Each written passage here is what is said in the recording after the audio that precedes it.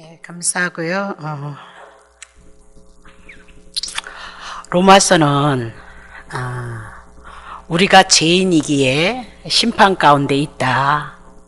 그 심판이 결국은 우리에게 영원한 형벌로 지옥으로 떨어진다. 그 얘기를 해 나가면서 하나님께서 하나님의 일을 하시는데 우리를 구원하시기 위해서 예수 그리스도를 보내시고 죽으시고 부활하신 건 다 우리를 위함이다. 그 얘기를 하고 있는 거예요. 로마서가 신구약 성경을 향하여서 모든 맥을 이어주는 해석을 할 수 있는 교리적인 부분이다라는 것을 여러분이 놓치시면 안 되고요. 우리는 하나님의 말씀은 그러니까 하나님에 대해서 말씀하고 있는 거지 여러분을 향하여서 말씀하고 있는 거 아니에요. 하나님의 말씀이니까 하나님에 대해서 계시를 하고 있고요. 하나님은 영이시기 때문에 영에 대한 그 말씀을 이스라엘이라는 민족을 선택하시고 하나님을 계시하시고 하나님을 알게 하시는 것이 성경이다. 그 얘기를 하고 있는 거죠. 그래서 하나님의 말씀에 의해 모든 것들이 다스림을 받아요. 하다못해 받아도 그만 잠잠하거라 그러니까요. 헐렁 예수님의 말씀을 들으므로 하나님의 말씀과 연결이 되어지지 않은 모든 것은 죄다 그렇게 얘기하는데 선악과를 따먹었던 그들이 하나님의 말씀에 순종하지 않아서 생명에서 떨어져 나갔고 사단이 그들을 주관해서 죽이고 멸망하는 시키는 일을 했는데 예수 그리스도 보내심으로 말미암아 그 일을 새 에덴을 하나님이 회복하시겠다. 그 얘기죠. 그래서 그 새 에덴을 통해서 하나님의 나라가 우리 안에서 회복되어지니까 은혜가 회복되어지는 거니까 예수 그리스도 신구약의 모든 말씀이 예수 그리스도를 증거하니까 예수를 빼놓고 우리가 열심히 교회 생활, 예배 생활, 오늘 주보에 보세요. 그거 나왔거든요. 헌금 생활 열심히 하는 것은 다른 데서 하는 종교나 똑같다. 그렇게 얘기를 하죠. 우리는 하는 것은 무엇을 주시기 위해서 하는 것이 아니고 그분의 은혜가 먼저 우리들에게 왔어요. 은혜를 아는 자들이 너무 감사해서 하나님 앞에 섬겨드린 그 일조차도 행복하기 때문에 하나님을 위해서 헌신한다. 그렇게 얘기를 해 나가고 있는 거죠. 자, 그러면 로마서 1장 18절에 보니까 하나님의 진노가 불의를 진리를 막는 사람들의 모든 경건치 않은가 불의에 대해서 하나님의 진노가 이 땅에 임했다. 그 얘기죠. 그러니까 경건치 않은 것은 하나님을 섬기지 않는 것, 그것을 경건치 않은 종교적인 문제를 가지고 하나님 앞에 연결시켰고, 불의는 하나님 앞에 죄인임으로 말미암아 우리들이 살아가는 삶 속에서 이 불의가 나타난 거죠. 이제 쉽게 얘기하면 우리가 원죄를 갖고 하나님 앞에 원죄로서 하나님과 상관이 없는 자로서의 삶을 살아가다 보니까 자기의 중심이 되어서 자기를 위해서 살아가고 있는 것이 불의로 나타났다라고 그렇게 얘기를 하고 있는 거죠. 그래서 이방인들에게 하나님의 신성을 충분히 보였는데 왜 안 믿어? 왜 모른다고 해? 그래서 하나님의 심판대에 갔을 때는 결코 너네들이 어리석으며 무지지 하나님은 분명히 만물을 통해서 양심을 통해서 하나님을 계시했기 때문에 너네들이 지옥불에 떨어지는 거 그거 변명하지 못한다. 그렇게 얘기하고 유대인들에게 특별히 하나님의 특별 계신 말씀을 주셔서 말씀하시고 말씀을 이뤄내심으로 충분히 하나님을 계시했는데 그들이 하나님을 알지 못했고 하나님으로서 언약하신 예수 그리스도를 믿지 않았으므로 예루살렘이 심판을 당했다라고 그렇게 얘기를 하고 있는 거죠. 자, 그 얘기는 곧 23절의 말씀과 같이 썩어지지 아니하는 하나님의 영광을 썩어질 사람과 금수와 버러지 형상 우상으로 바꾸었다. 하나님이 영광을 받으시는 그 자리에 누가 있어요? 사람으로 바꿔치기 했다라고 그렇게 얘기를 하고 있는 겁니다. 그러므로 그 결과가 어떻게 되어졌느냐? 오늘 장경동 목사님이요, 설교를 하시는데, 그 얘기예요. 지금은 아무것도 보이는 것 같지 않지만 어린이주일이라 그 설교를 했던 것 같아요. 늘 예배드리고 기도하는 삶 속에서 생활 속에서 젖었던 것이 어릴 때는 아무것도 아닌 것 같아도 30년 후에는 어떤 결과를 가져올까요? 그렇게 얘기하는데 저 공감 참 많이 했어요. 마찬가지예요. 지금은 보여지지 아니해도 이 여러분의 이 신앙의 삶이 결국은 어느 날에는 열매를 맺히는 날이 올 것이다. 그렇게 얘기를 하고 있는 거죠. 그러면 사람의 자리, 하나님의 영광을 받으셔야 되는 그 자리에 사람이 우뚝 서서 아담과 하와가 하나님과 같이 되어지기를 원했던 그 삶을 고백했을 때 결과가 어떤 결과이냐? 자, 보세요. 24절. 그러므로 하나님께서 저희를 마음의 정욕대로 더러움에 내어 버려 두사이. 하나님께서 제 가운데 있는 그들을 그냥 어떻게 해요? 내어 버려 뒀다. 니네들 마음대로 살아라. 그렇게 얘기하죠. 제 가운데 있는 우리에게 뭐라 그래요? 내어 버려 두사. 이렇게 얘기를 하죠. 그러면 내어 버림을 당했다. 그렇게 얘기를 하고 있어요. 26절. 이를 인하여 하나님께서 저희를 부끄러움에 욕심에 내어서 버려두셨으니 곧 저희의 여인들도 순리대로 쓸 것을 받고 영리하며 그러면서 욕심에 내어 버려뒀다. 그렇게 얘기를 하죠. 조금만 한번 줄여보세요. 퍼지지 않을까요? 자, 그럼 28절을 보세요. 28절. 또한 저희가 마음에 하나님 두기를 싫어하며 하나님께서 저희를 그 상실한 마음대로 내어 버려두사. 하나님께서 내어 버려뒀다 그 얘기죠. 그냥 내버려뒀다 그렇게 얘기하죠. 제 가운데 욕심 가운데 탐심 가운데 있는 그들을 향해서 간섭하지 않으려고 내어 버려두신 것을 3번이나 반복해서 강조하고 있는 거죠. 자, 24절에 그러므로 그래요.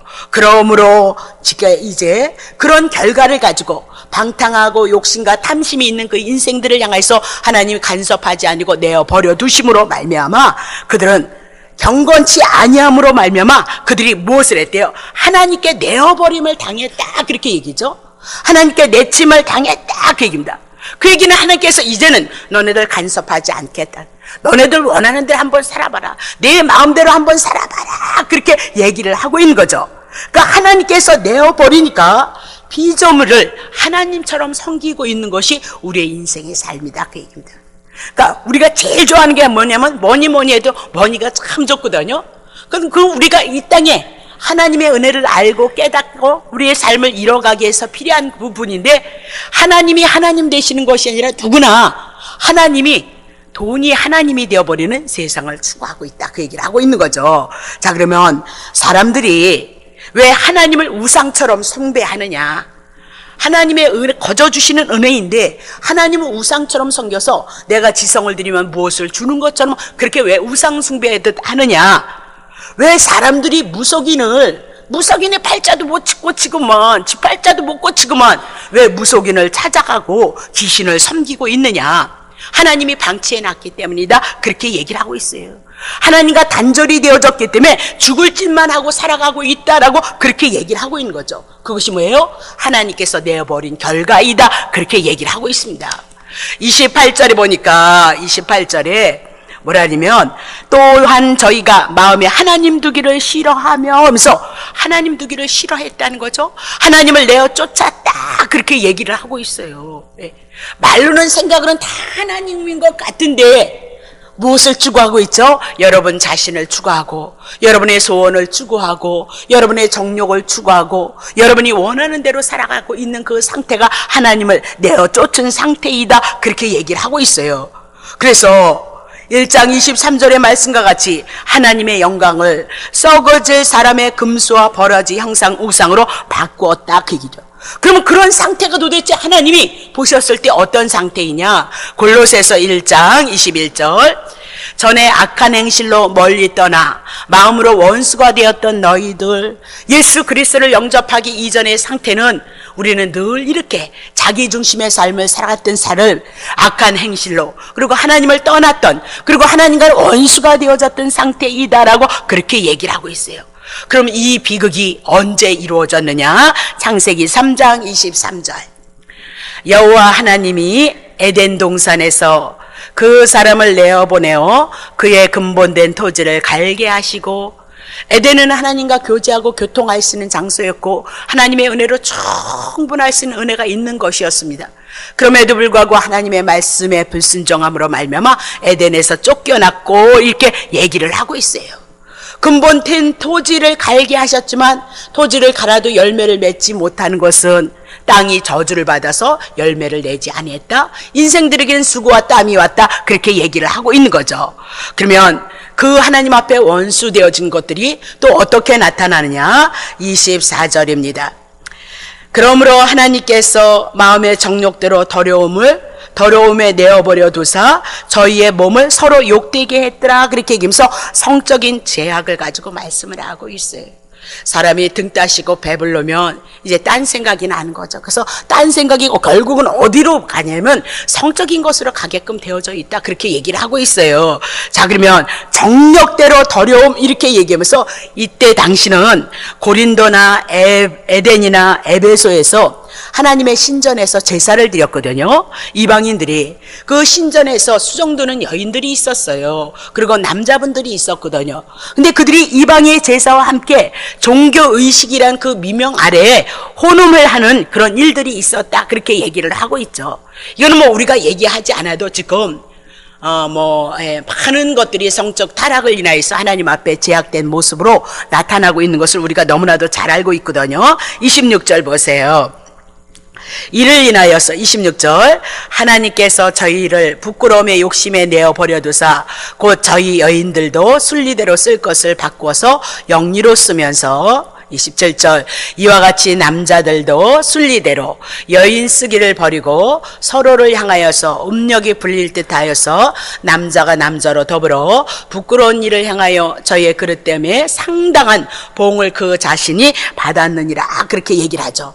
그러면 하나님께서 창조의 원리, 우리들에게 남자와 여자가 한 가정을 이어서 그 가정을 통해서 생명을 낳는 일, 그래서 많은 자손을 이뤄가는 일, 그 안에서 하나님의 택한 자를 구원해서 빼내서 구원하는 일, 그것을 향해서 하나님께서 가정을 이루셨음에도 불구하고 창조의 원리를 뒤집었었다. 그렇게 얘기를 하고 있는 거죠. 하나님의 영광을 바꿔치기 했다. 그렇게 얘기를 하고 있어요. 그러니 하나님의 관계에서 단절되어졌던 자들, 경건치 아니한 자들이 어찌 윤리가 있겠으며 어찌 도덕이 있겠느냐. 그렇게 얘기고, 하나님을 떠난 상태 속에서 이 제약이 가장 큰 제약을 무엇으로 얘기해요? 성적인 제약으로 얘기하고 있다. 그렇게 얘기를 하고 있는 거죠. 자, 그러면 우리는 하나님의 관계 속에서 이런 것들이 나타나는데 이웃과의 관계 속에서 불의로는 어떻게 나타나는가 한번 살펴봐야죠. 갈라디아서 5장 19절 조금만 더 줄여줘 보세요.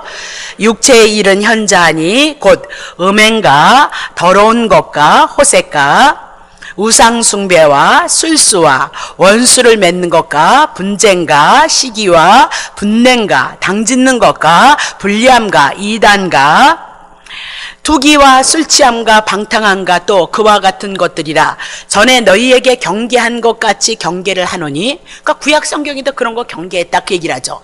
이런 일을 하는 자들은 하나님의 나라를 유업으로 받지 못할 것이요. 그렇게 얘기죠. 이건 사람의 관계 속에서 나타나는 일이다. 그렇게 얘기를 하죠. 자, 에베소서 5장 3절 음행과 온갖 더러운 것과 탐욕은 너희 중에서 그 이름이라도 부르지 말라. 이는 성도의 마땅한 바니라. 누추함과 어리석은 말이나 희롱의 말이 마땅치 아니하니 돌이켜 감사하는 말을 하라.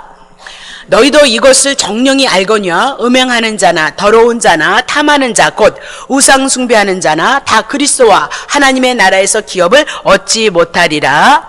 누구든지 헛된 말로 너희를 속이지 못하게 하라. 이를 인하여 하나님의 진노가 불순종의 아들들에게 임하였나니 그러므로 저희와 함께 참여하는 자가 되지 말라. 그렇게 얘기하면서 죄의 목록을 쭉 열거하죠. 디모데 후서 보겠습니다. 3장 내가 이것을 알라 말세에, 그래서 예수님의 초림부터 재림 때까지는 고통하는 때가 이를 것인데 사람들은 자기를 사랑하고 돈을 사랑하고 자긍하며 교만하며 회방하며 부모를 거역하며 감사치 아니하며 거룩하지 아니하며 무정하며 원통함을 풀지 아니하며 참소하며 절제하지 못하고 사나우며 선한 것을 좋아하지 아니하며 배반하여 팔며 조급하며 자고하며 쾌락 사랑하기를 하나님 사랑하는 것보다 더하며 경건의 모양은 있는 것 같은데 경건의 능력을 부인하는 자니 이 같은 자들에게서 내가 돌아서라. 그렇게 얘기하면서 로마서를 통해서는 21개의 제목을 얘기하고 디모데를 통하여서는 18개의 죄에 대해서 열거를 하고 있는 거죠. 그럼 분명히 이 같은 자들에서 내가 돌아서라 그렇게 얘기를 하고 있는 겁니다. 그러면 사도 바울이 이렇게 열거하고 있는 이 죄악의 목록을 통해서 여러분 한번 나는 이 죄에 속하지 않았다라고 생각하는 사람들이 있나요? 나는 죄인이 아니다라고 생각하는 사람이 있나요? 그럼 여러분 죄인이다 그것을 알게 하시기 위해서 이 말씀을 주신 거죠. 그럼 여러분 죄값 지불하셔야 되는 거예요. 죄값은 정령 죽으리라 했으니까 죽음이 우리를 주장하고 사망이 우리를 주장하고 마귀가 우리를 주장할 수밖에 없고 그렇게 삶을 사다가 어떻게 해요? 영벌로 지옥으로 떨어진다 그렇게 얘기를 하고 있는 거죠. 자, 그러면 인간의 죄성은 사도 바울을 통해서 2000년을 향하여서 지나온 우리 시대 속에 오늘 고도로 모든 문명이 발달이 되어졌다고 하는 이 시대 속에서 죄가 달라진 것이 있나요? 죄가 달라진 것이 없다 그 얘기입니다. 고도의 문명과 고도의 지식을 가지고 있는 우리라면 세상이 점점 선해가고 은혜스러워져 가면 좋겠구만 오히려 악이 끝이 없다는 거, 더 점점 악을 향하여서 우리가 달려가고 점점 자기 중심을 향해서 우리의 삶을 고백해 나가는 것이 세상이다 그 얘기죠. 그렇다면 이 세상은, 이 제약된 세상은 스스로 인간이 우리를 향해서 구원할 가능성이 있느냐? 가능성이 없다 그렇게 얘기를 하고 있는 거죠. 그래서 하나님께 내어버림을 당할 수밖에 없고 심판을 당할 수밖에 없는 것이 우리들의 처지이다라고 그렇게 얘기를 하고 있습니다. 자, 중요한 것은 여러분에게 이 죄에 대해서 여러분을 향해서 책망하는 것이 아니라 저도 죄인이니까 지금 복음을 얘기하기 위해서 죄론을 얘기하고 있는 거예요. 복음을 증거하기 위해서 우리를 위해서 죽으시고 우리를 살리시기 위해서 예수 그리스도가 이 모든 죄를 다 담당하셨다. 그것을 증거하기 위해서 지금 죄를 열거하고 있는 것이다. 그렇게 얘기를 하고 있는 거죠. 그러면 이 심판 가운데 저주 가운데 있는 우리를 향해서 하나님께서 우리를 위해서 일하셨다. 그것이 성경의 말씀이다. 그렇게 보시면 됩니다. 그러면 도대체 복음이 무엇인가? 이사야 53장 6절. 우리는 다 양 같아서 그릇 행하여서 각기 제 길로 갔거늘 여호와께서는 우리 무리의 죄악을 그에게 담당시키셨도다.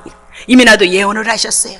우리는 다 양 같아서 자기 중심으로 삶을 살아갈 수밖에 없는 죄인이라는 것을 알고 여호와께서 하나님께서 말씀하셨다는 거죠. 약속하셨다는 거예요.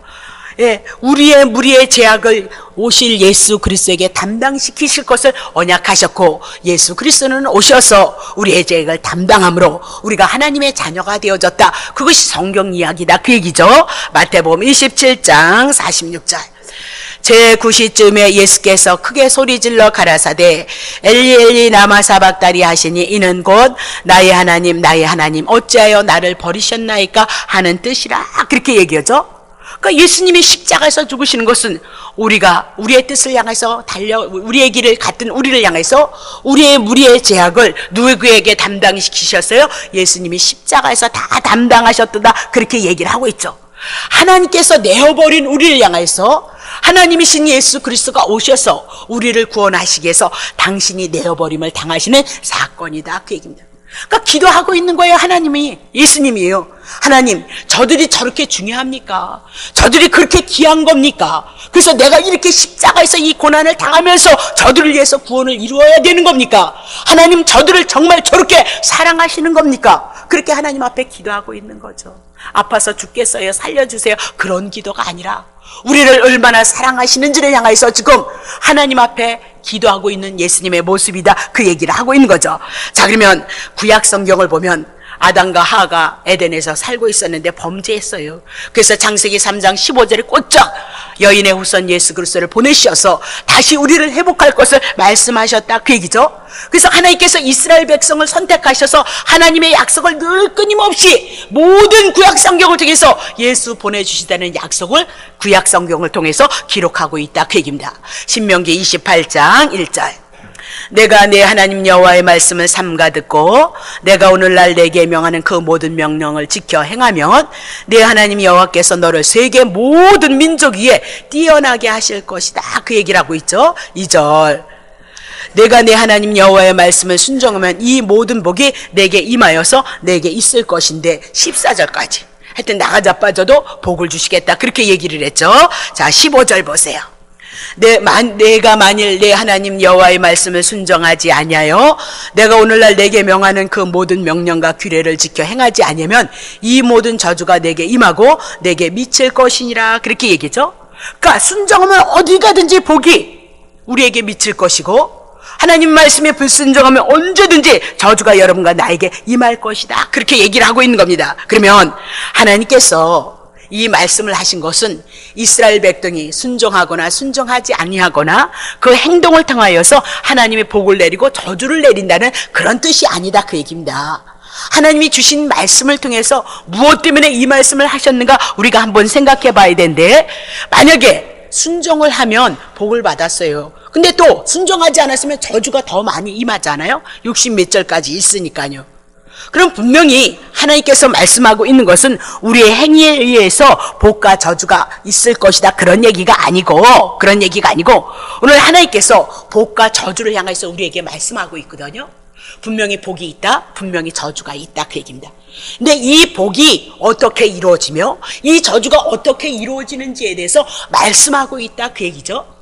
그러면 하나님께서 말씀하신 순종하면 복이라는 것은 하나님이 언약하셨던 예수 그리스도 안에, 하나님이 말씀하신 예수 그리스도 그 말씀을 믿고 그 말씀 안에 있는 자는 복을 받을 것이고, 하나님이 언약하셨던 그 예수 그리스도를 믿지 아니하면 저주를 받는 것이다, 그렇게 얘기를 해요.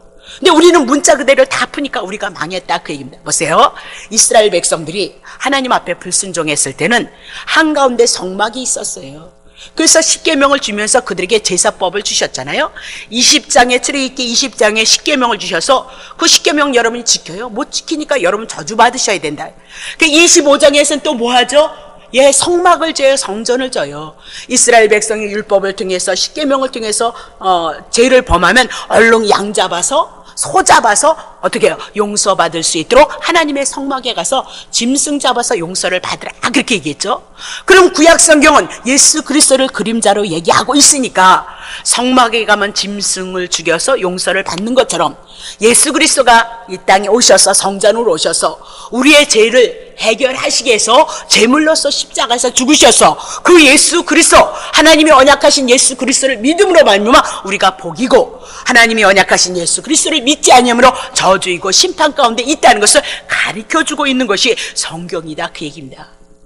우리는 십계명이 여러분이 쉬운 것 같지만 어버이날 여러분 지나셨죠? 네.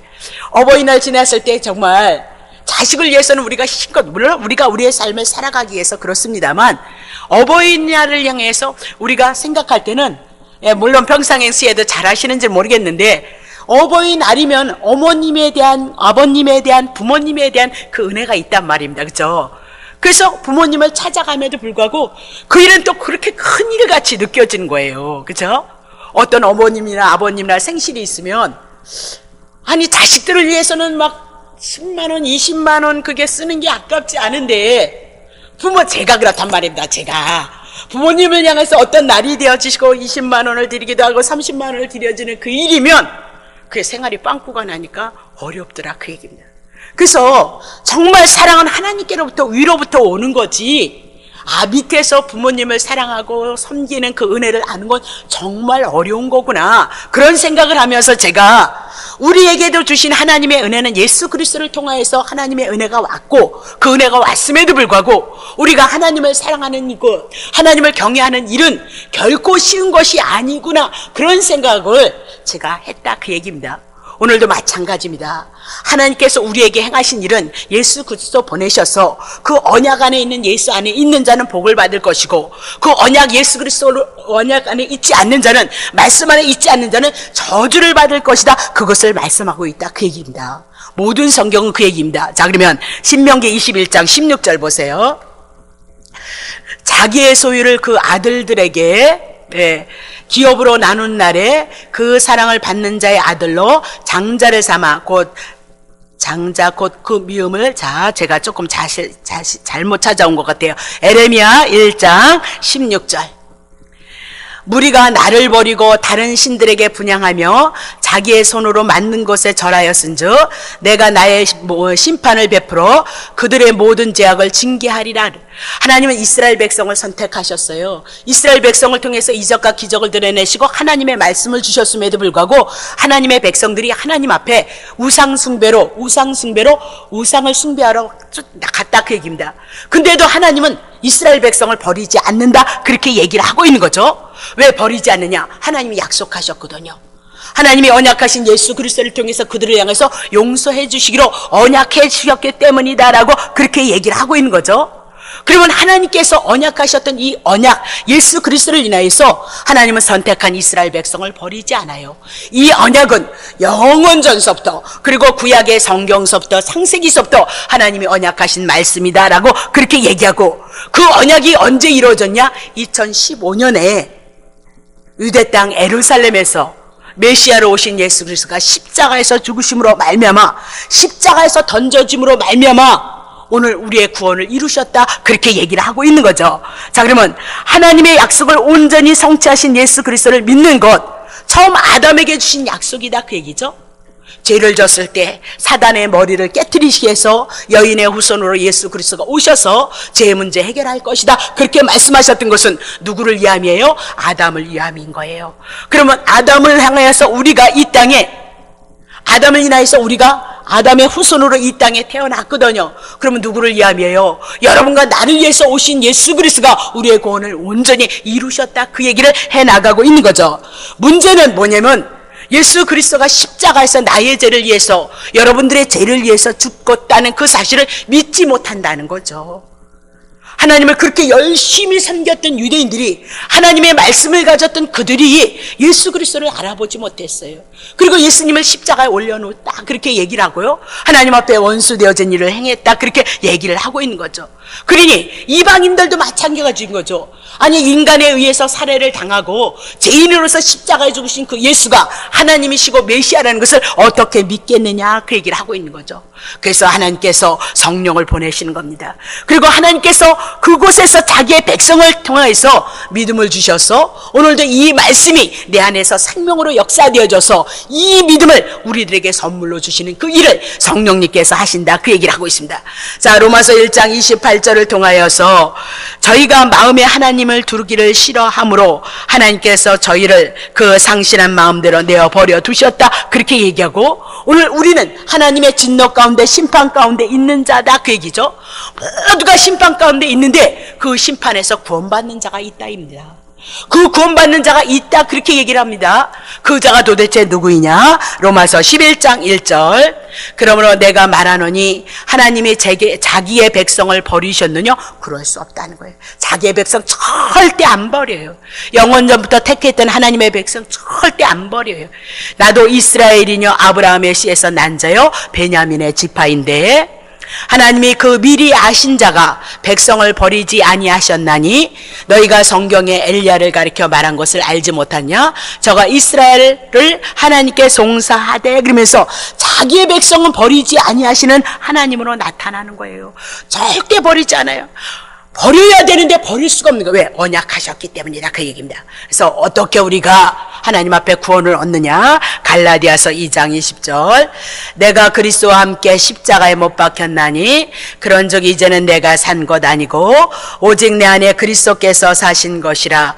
이제 내가 육체 가운데 사는 것은 나를 사랑하사 나를 위하여 자기의 몸을 버리신 하나님의 아들을 믿는 믿음 안에서 사는 것이니라, 그렇게 얘기를 하죠. 그러면 자기의 아들을 십자가에 내어 버리심으로 자기의 백성을 구원하는 일을 해요. 자기의 자녀들을 찾으시는 일을 한다, 그렇게 얘기를 하죠.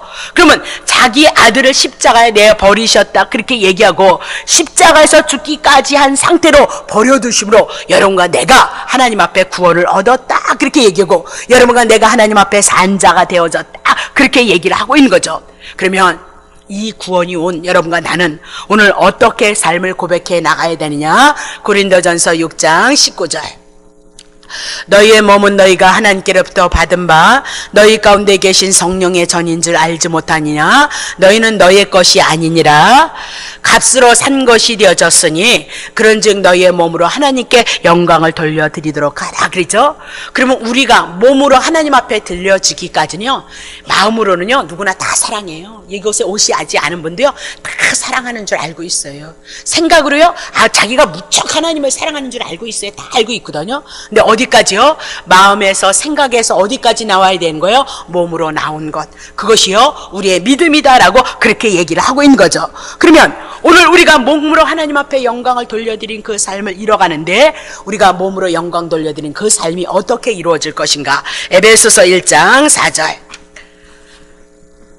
창세전에 그리스도 안에서 우리를 택하사 우리로 사랑 안에서 그 앞에 거룩하고 흠이 없게 하시려고 그 기쁘신 뜻대로 우리를 예정하셨고 예수 그리스도로 말미암아 자기 아들들이 되게 하셨는데 이는 그의 사랑하시는 자 안에서 우리에게 거저 주시는 바 그의 은혜의 영광을 찬미하게 하려 하는 것이다.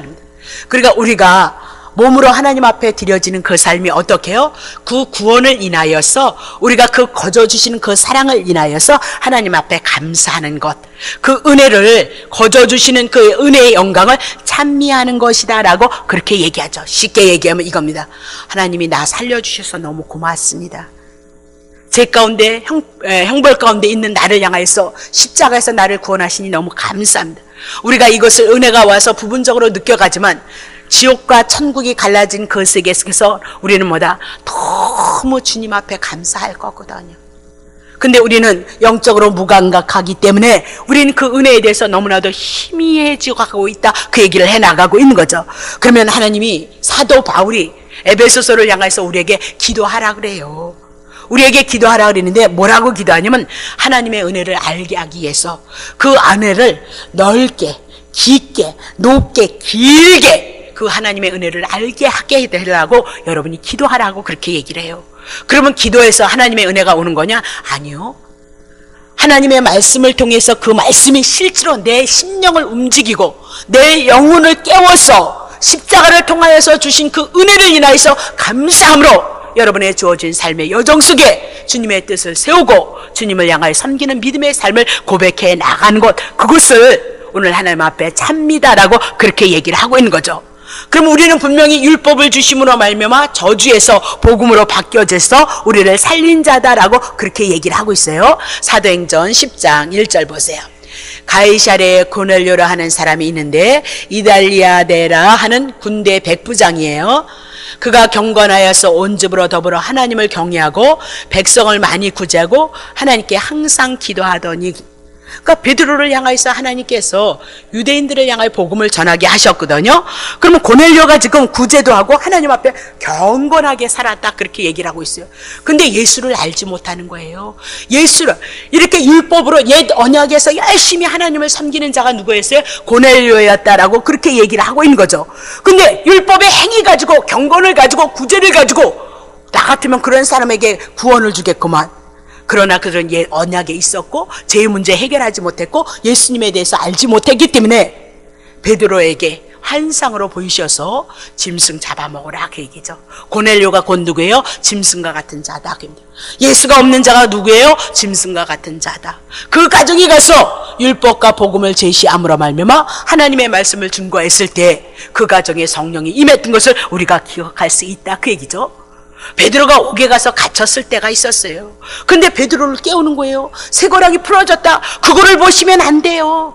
왜 쇠고랑을 깨뜨렸는가? 왜 옥문에서 나가게 했는가? 무엇 때문에 그런 이적과 기적을, 여러분은 그런 이적과 기적을 바라지만 그런 초자연적인 그런 이적은 그런 인재는 없는 거예요. 성경이 완성됨으로 그것을 들어준 거죠. 아니 왜 깨우냔 말입니다. 왜 쇠고랑을 깨우냔 말입니다. 천사가 왜 흔드냔 말입니다. 왜 바깥으로 끌고 나가냔 말입니다. 하나님이 무엇 때문에 그렇게 하시냐 이 말입니다. 아직도 이 성에는 자기의 백성이 많이 있다 그 얘기입니다. 이 성에는 구원받을 자가 많이 있다 그 얘기입니다. 그래서 베드로를 깨우고 이적과 기적을 통해서 옥문에서 나와서 예수님을 죽인 유대로 향하여서 예루살렘을 향해서 원수 같은 그 마을을 향해서 다시 올라가라 명하셨다는 사실을 여러분이 기억하셔야 됩니다. 오늘 우리는 복음 하니까 여러분들이 여기서는 막 축복 얘기를 안 하니까 여러분들이 축복 그런 거 뭐 기대를 안 하시는가 봐.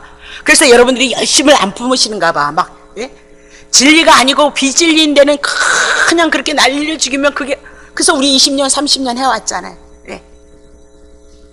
여러분 정말 안타까운 것은 제가 복음을 증거하면서 여러분 방종하라고 복음 전하는 거 아니에요. 여러분 혼자 편안하고 그냥 나가자 빠지라고 여러분에게 복음 주는 거, 전해주는 거 아니에요. 하나님의 은혜와 하나님의 사랑을 여러분에게 주시기 위해서 복음을 전하는 거예요.